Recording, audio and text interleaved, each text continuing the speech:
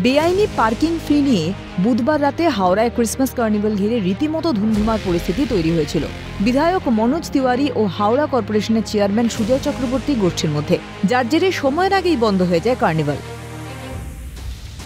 Carnival বন্ধে ক্ষুব্ধ হন মুখ্যমন্ত্রী আর দেগঙ্গা যাওয়ার পথে কড়া বার্তা দেন। ওটা বন্ধ করার কোনো কারণ ছিল না। যদি কোনো রকম কেউ কাউকে কোনো কথা বলে, সেটা নিয়ে কার্নিভাল তো বন্ধ করার ব্যাপার নেই, সেটা আইনত প্রশাসনকে জানাতে পারত। এবং দুপক্ষই আমি বলবো যে আইনত যা যা অ্যাকশন নেওয়ার পুলিশ নেবে, দুজনকে অলরেডি ডিটেইন করেছে। কার্নিভাল আজ থেকে আবার ফুল প্লেসে চালু হবে। উচ্চ জায়গা থেকে আমাদের কাছে নির্দেশ এসছে যে এই কার্নিভাল ইমিডিয়েট আমরা চালু করব এবং কালকে যারা এই ঘটনা ঘটিয়েছেন, যাদের জন্য আমাদের কালকে মেলা বিঘ্নিত হয়েছে, তাদের নামে আমাদের রিপোর্ট করতে নির্দেশ দেওয়া হয়েছে এবং তাদের বিরুদ্ধে পুলিশ প্রশাসন যা তাদের নিয়ম অনুযায়ী ব্যবস্থা তারা নেয়। শুক্রবার দুপুর 2টো থেকে শুরু হয়েছিল কার্নিভাল, কিন্তু তারপরও শেষ রক্ষা হলো কোথায়? বুধবারের ধিকে ধিকে আগুনটাই যেন বৃহস্পতিবার রীতিমতো রণক্ষেত্রে পরিস্থিতি নেয়। প্রকাশ্যে রীতিমতো হাতাহাতি লেগে যায় মনোজ তিওয়ারি ও সুজয় চক্রবর্তী। তৃণমূলেরই দুপক্ষের দ্বন্দ্বে ওঠে চোর চোর স্লোগান।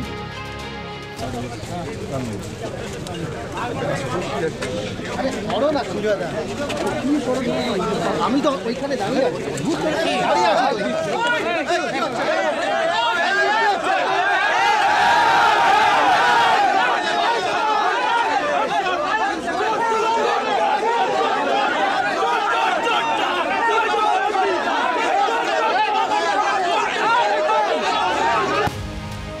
এরপরই আসরে নামেন রাজ্যের মন্ত্রী অরূপ বিশ্বাস।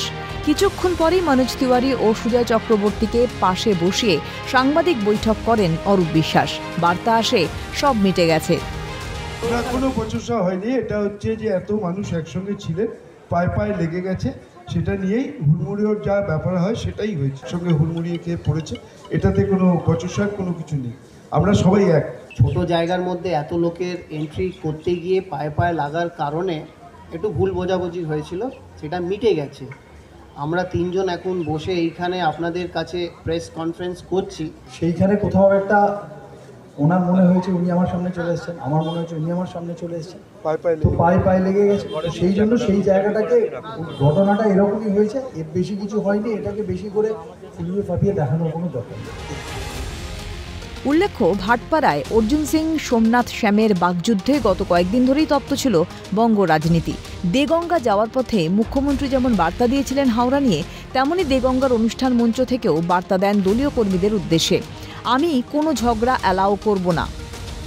তাকে ডেকে নিয়ে আসুন, আমি কোনো ঝগড়া অ্যালাউ করব না। আর কেউ যদি লোকালি ভাবেন আমি বড় নেতা হয়ে গেছি, পার্টিটাকে না ভালোবেসে নিজেকে ভালোবাসবো, সেটা হবে না। আমি বড় তাই আর একজনকে পাত্তা দিলাম না, এটা সংগঠনের কাজ নয়। মুখ্যমন্ত্রী যখন দেগঙ্গার সভামঞ্চ থেকে বার্তা দিচ্ছেন, তখনই উল্টো ছবি হাওড়ায়। লোকসভার আগে কোন্দলের ঠেলায় আসরে নামতে হচ্ছে খোদ সুপ্রিমোকে। তারপরও কোন্দল থামছে কোথায়? প্রসেনজিৎ অধিকারী ও দেবকুমার দেওর রিপোর্ট, ক্যালকাটা নিউজ।